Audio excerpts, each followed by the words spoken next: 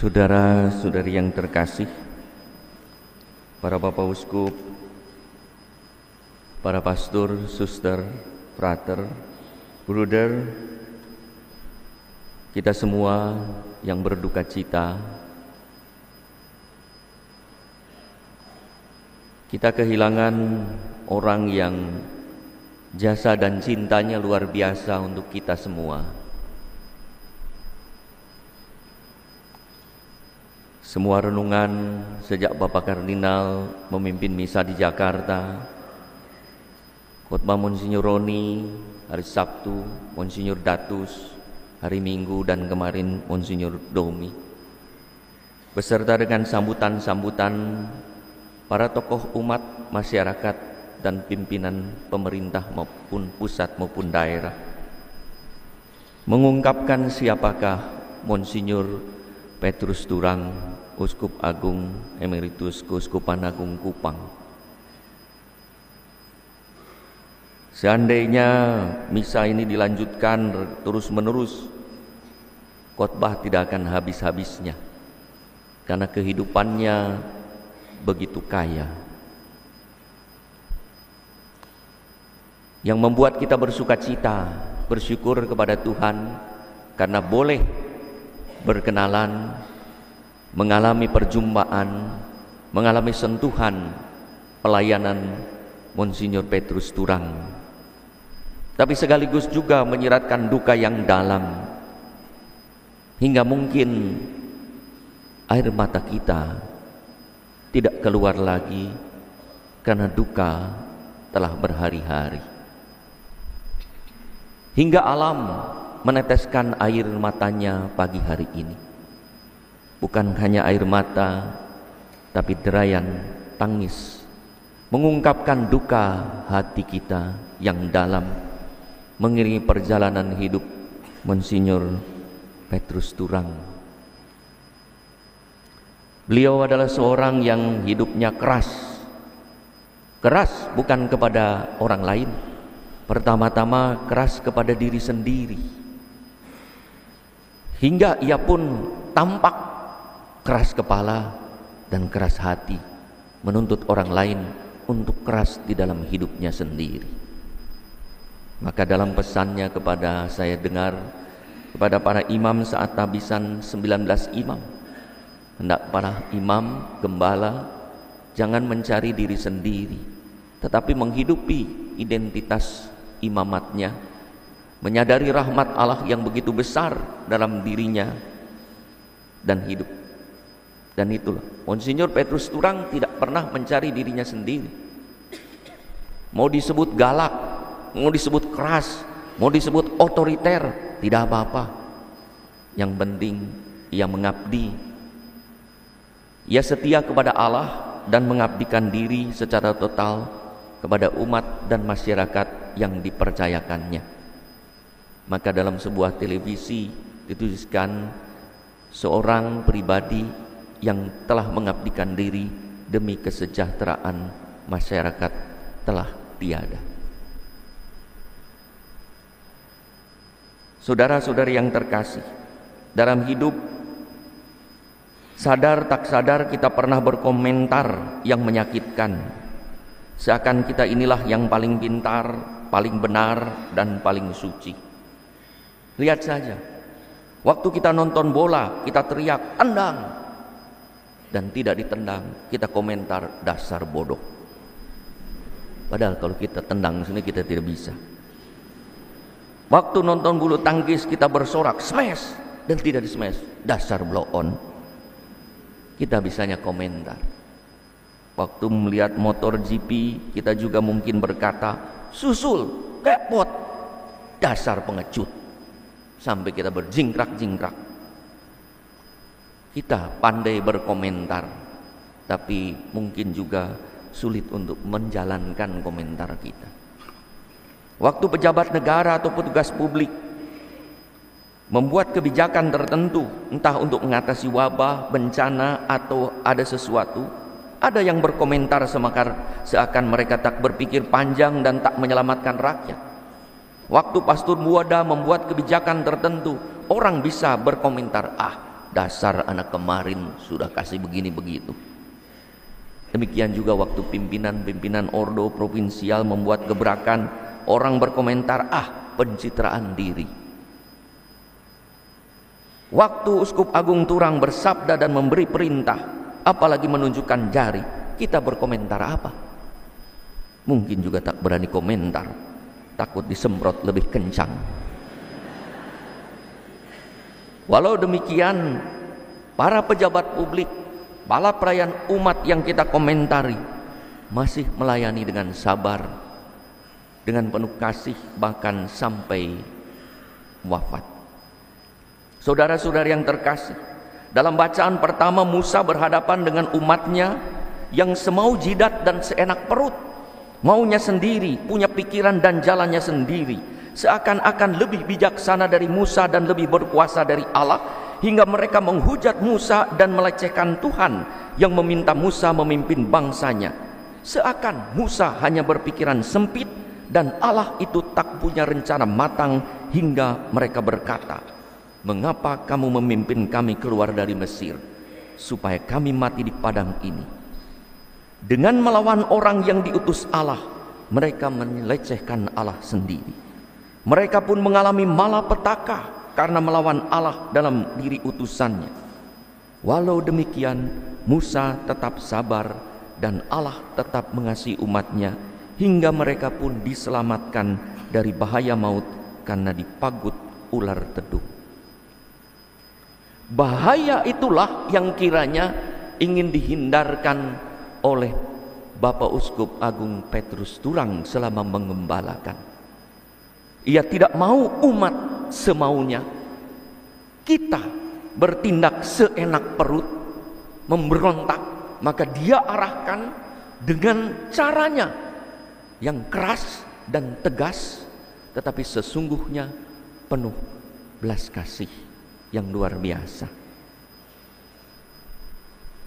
Kalau tidak dengan cara ini, mungkin kita seperti Bang umat pilihan dalam bacaan pertama ini, mengalami malapetaka.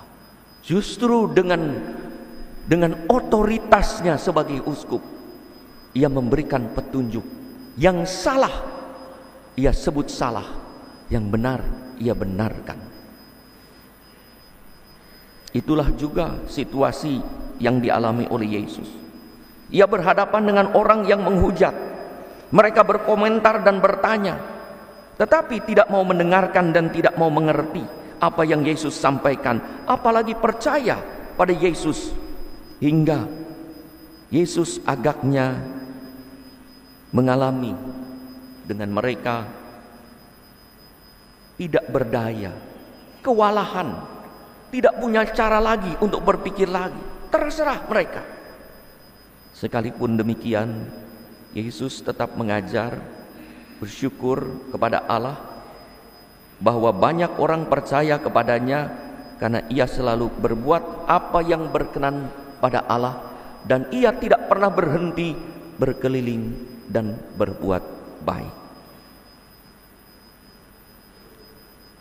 Dan itulah yang dilakukan oleh Bapak Uskup Petrus Turang, berkeliling berbuat baik apapun komentarnya, karena ia tidak mencari dirinya sendiri, ia sudah selesai dengan dirinya sendiri.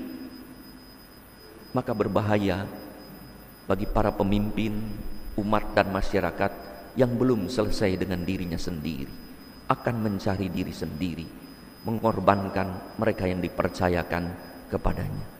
Bapak Uskup Petrus Turang telah menunjukkan bagaimana menjadi seorang gembala yang harus sudah selesai dengan diri sendiri, mengabdikan total, berkeliling, berbuat baik apapun komentar orang, positif atau negatif. Ada yang positif disyukuri, kembali syukur itu pada Allah. Ada yang negatif direnungkan.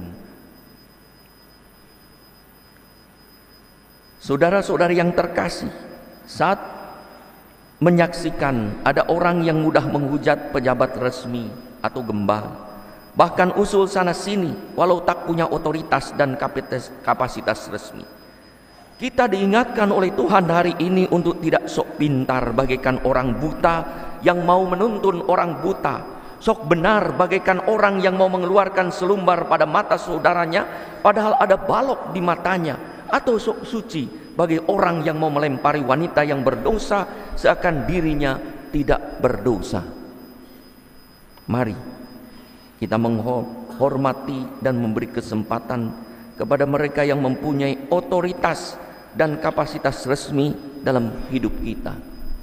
Pimpinan rumah, pimpinan ordo, pimpinan gereja, pimpinan keuskupan, pimpinan yang berjuang untuk kesejahteraan umat, atau pimpinan masyarakat dalam mengikuti panggilan Tuhan. Bapak Uskup Agung adalah sosok pribadi yang menghormati otoritas. Sekalipun ia menyadari otoritasnya, ia keras karena visi dan misinya jelas, harus menghadirkan belas kasih Allah. Di balik kekerasan dan kekasarannya, kadang tampak keganasannya, ada kelembutan dan belas kasih yang luar biasa, yang berkata, "Hai wanita, di mana mereka yang mau menghukum engkau? Tidak ada. Aku pun tidak menghukum engkau. Pergilah dan jangan berbuat dosa lagi."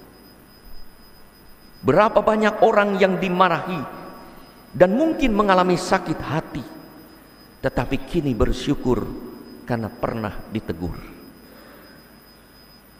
Tetapi berapa banyak orang yang mendapat pengalaman belas kasih, dibantu, diampuni, diteguhkan, dijadikan orang. Bahkan Monsinyur Datus juga mengalami dalam khotbahnya hari Minggu, beliau mengatakan beliau menjadi seperti sekarang ini karena Monsinyur Petrus Turang. Bayangkan saja, sampai Menteri Agama dan Presiden RI pun datang melayat. Di depan pun kita menyaksikan Kapolri, karangan bunga, Menteri Agama, Gubernur-gubernur, wali kota, pejabat lain, Presiden Prabowo ada di sana. Mereka datang, baik secara fisik maupun secara rohani melayatnya, karena berita tentang karyanya yang baik. Beritanya sampai ke istana. Seperti berita Yesus yang berkeliling berbuat baik sampai juga ke istana, hingga terdengar di istana dan datang. Hidupnya adalah apa yang diungkapkan dalam motonya, per transit benefacendo. Ia berkeliling sambil terus berbuat baik. Monsinyur Petrus Turang adalah orang pribadi yang tahu menghargai diri sendiri, bahwa dirinya punya otoritas, dan otoritas itu harus dijalankan dengan resiko apapun, karena otoritas mengandung tugas dan tanggung jawab yang dipercayakan oleh Tuhan. Seandainya tidak dijalankan, bukan hanya mengkhianati umat, mengkhianati Allah yang mempercayainya, maka ia setia menjalankan otoritas itu. Maka ia yang menghargai otoritas dalam dirinya sebagai imam, sebagai uskup, ia pun menghargai otoritas orang lain yang mempunyai iman. Seringkali Bapak Uskup Turang berdebat, berbeda pendapat, bukan hanya dengan umat, dengan saudara-saudari yang mengalami, tapi juga dengan imam dan para uskup. Betul. Tapi ketika ia berkata, ini sudah diputuskan Bapak Uskup oleh otoritas resmi, ya sudah, kalau otoritas sudah mengatakan demikian, ikut saja. Selalu begitu. Saya ingat tahun 2015 juga berkaitan dengan salah satu imamnya, saya berbicara tentang, dia bilang, baik, saya ikut kalau kalian sudah memutuskannya demikian. Otoritas. Ia menghargai orang yang punya otoritas.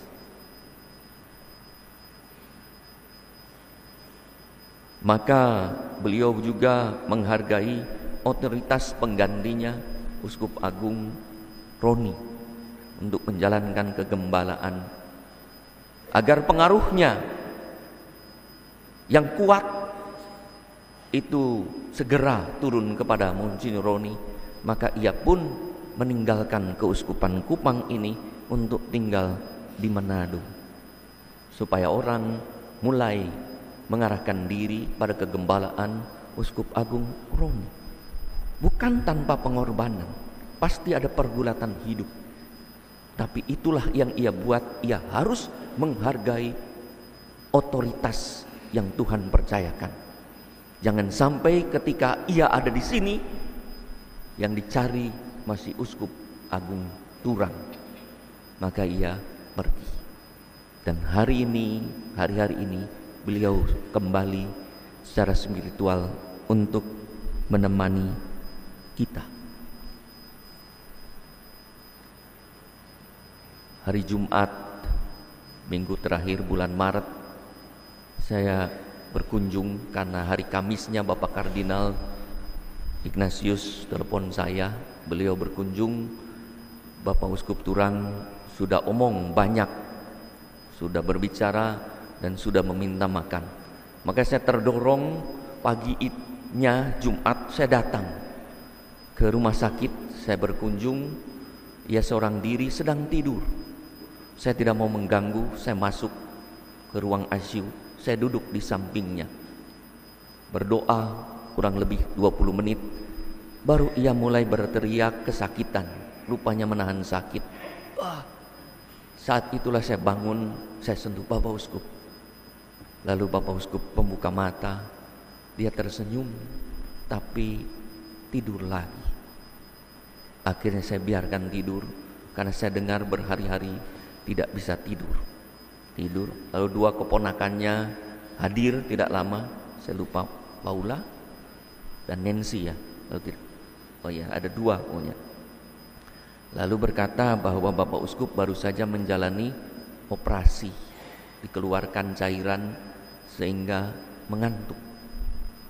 Saya berkata kepada dua keponakannya, mari kita doakan, mumpung ngantuk. Kalau tidak ngantuk mungkin tidak mau didoakan oleh saya. Kita doakan jika mujizat terjadi, Tuhan menyentuh dan menyembuhkan. Tapi jika tidak, mohon berilah belas kasih. Saya berkati, dan saya juga berkati keningnya. Kalau sadar mungkin tidak mau, saya berkati. Tapi mungkin tersenyum juga. Lalu pulang pamit, masih buka mata ya, dan masih tersenyum, lalu tertidur lagi. Dan itulah perjumpaan terakhir saya dengar malam harinya drop, anfal sampai meninggalnya. Saudara-saudari yang terkasih, jika kita percaya kepada otoritas, maka gereja, masyarakat akan teratur.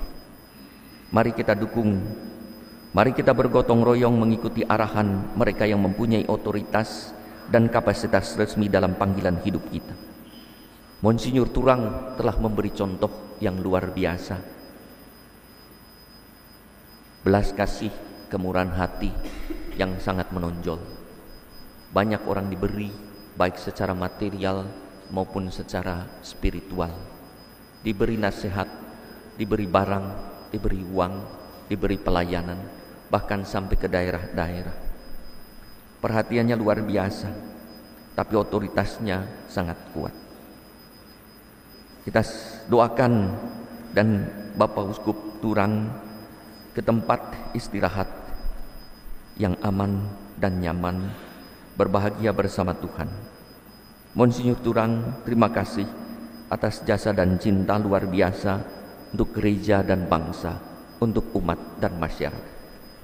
Maafkan kami jika sewaktu hidup tak mampu menangkap apa yang menjadi visi dan misi, keprihatinan dan harapan Bapak Uskup, yang mudah-mudahan Engkau di surga mendoakan kami dan mendorong kami untuk sungguh menjadi pribadi yang terus berkeliling berbuat baik, apapun resikonya.